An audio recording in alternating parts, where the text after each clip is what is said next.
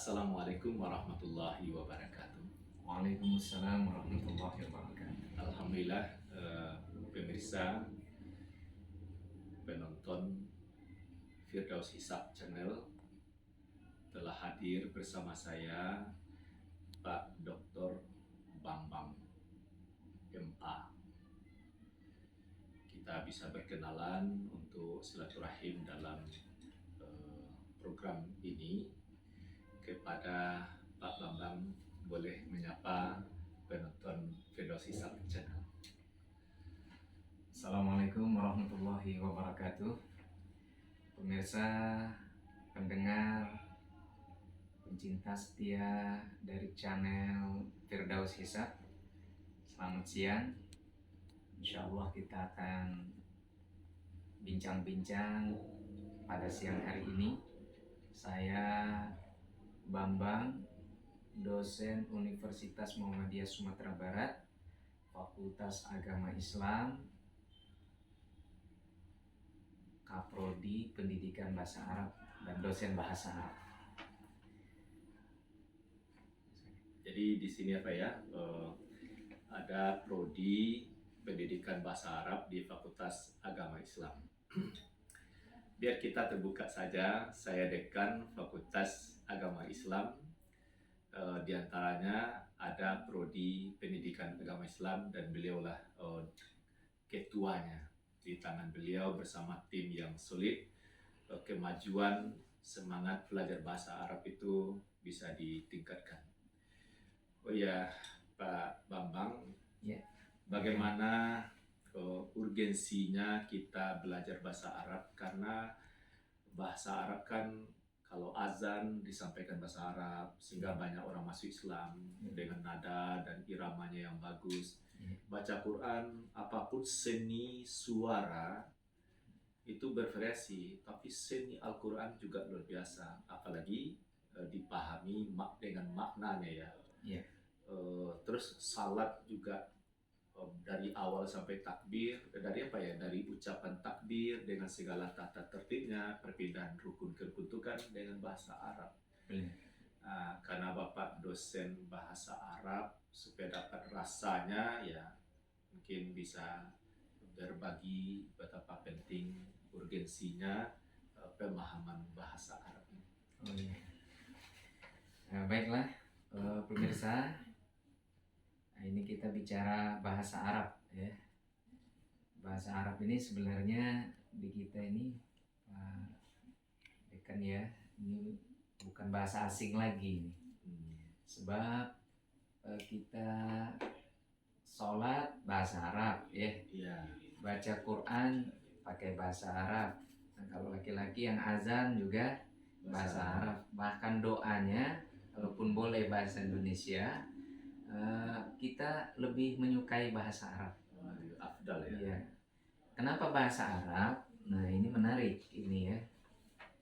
Karena bahasa Arab itu dia memiliki akar kata ya, sistem of road atau yang disebut dengan tasrif. Nah, kalau dalam dunia pesantren atau dunia bahasa Arab disebut tasrif ya. Nah, jadi bahasa Arab itu satu kata dia bisa menjadi banyak. Misalnya dari fi'il madi ke fi'il mudhari ya.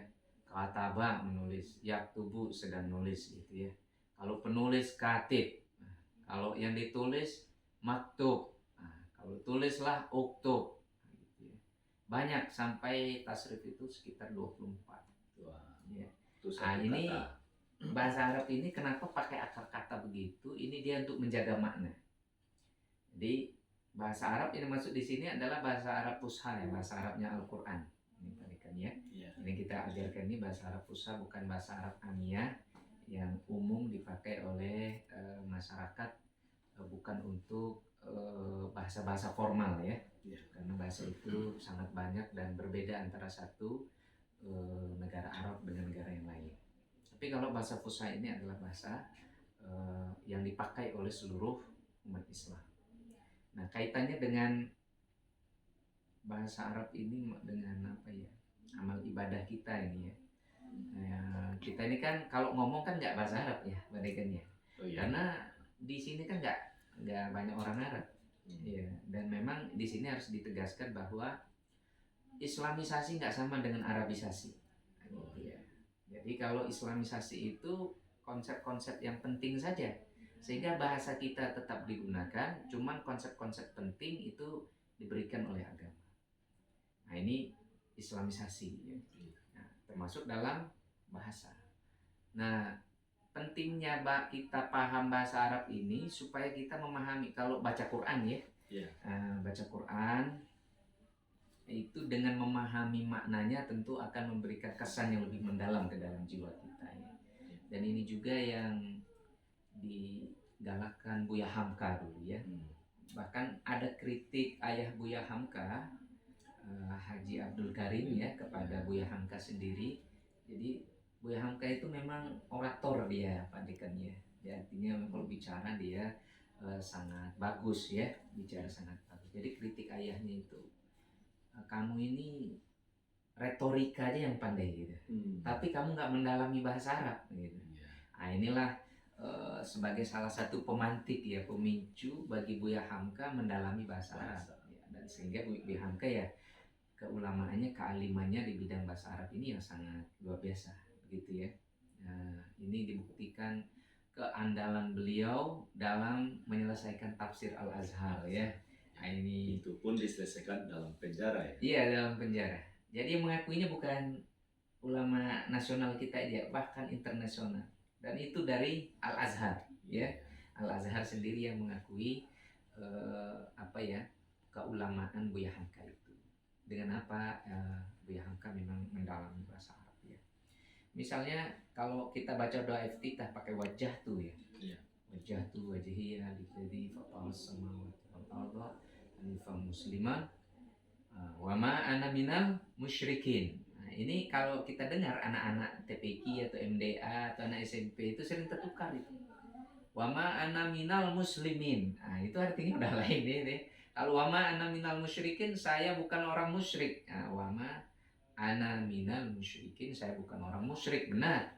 Tapi kalau wa ma ana minal muslimin, saya bukan orang Islam, bukan orang berserah diri. Ah itu maknanya sudah lari itu ya.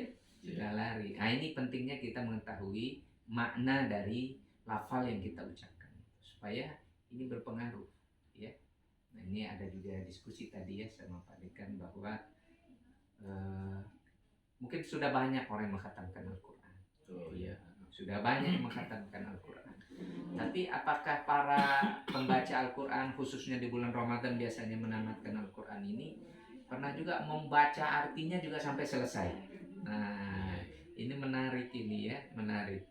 Nah, kalau di Amerika itu yang belajar S2, S3 itu ya, yang belajar itu mereka diwajibkan membaca terjemahan bahasa Inggris itu, Quran ya, Quran terjemahan bahasa Inggris itu sampai khatam dan membuat laporan.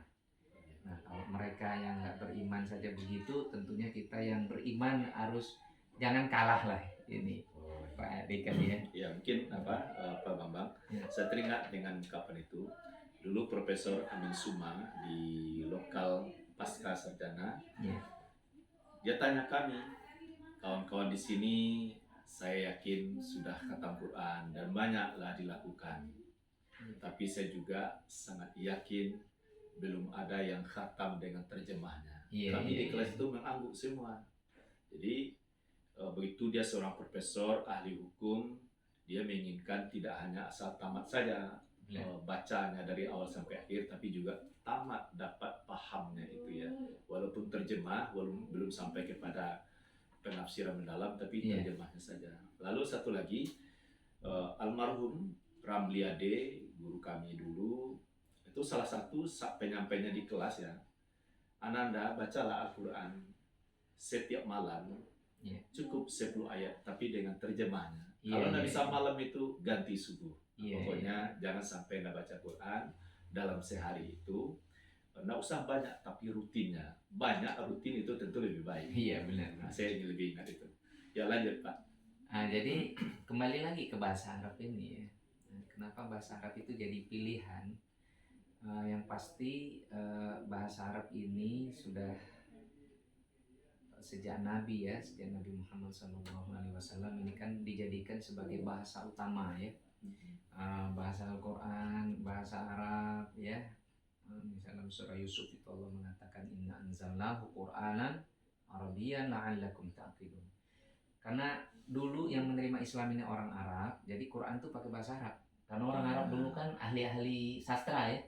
Mereka itu para sastrawan. Jadi Quran itu nyastra gitu ya, mengalahkan sastra-sastra orang-orang Arab itu. Nah, ya, sehingga mereka dengan mudah memahami Al-Quran.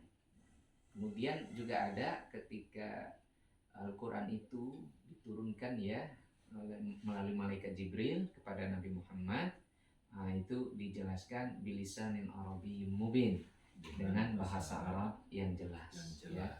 Nah, jadi bahasa Arab yang jelas, ini bahasa Arab yang fusha ya, yang kita pelajari, yang dipakai untuk bahasa formal lah, bahasa kita nasional ya.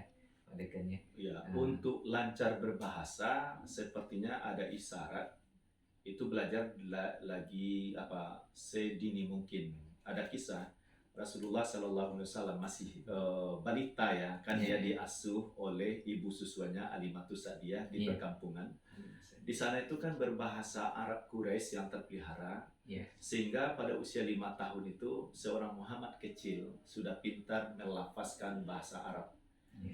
Sehingga kalau dia berumur nantinya umur 40 tahun, wahyu itu kan turun bahasa Arab Quraisy, sehingga nyambungnya tuh luar biasa. Jadi isyarat di sini, selagi bisa sedini mungkin belajar bahasa Arab itu lebih baik.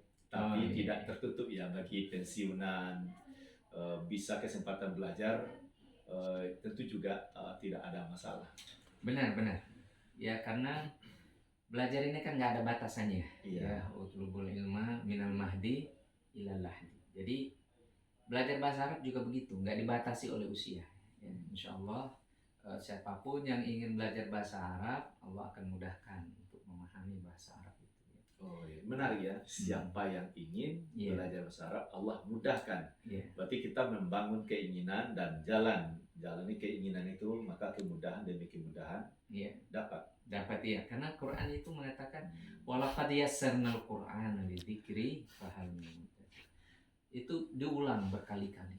Nah, itu sungguh kami telah mudahkan Al-Quran untuk dipahami, adakah orang yang mengambil pelajaran. Quran itu karena dia bahasa Arab, jadi artinya kalau belajar Quran itu dimudahkan Allah, belajar bahasa Arab juga dimudahkan.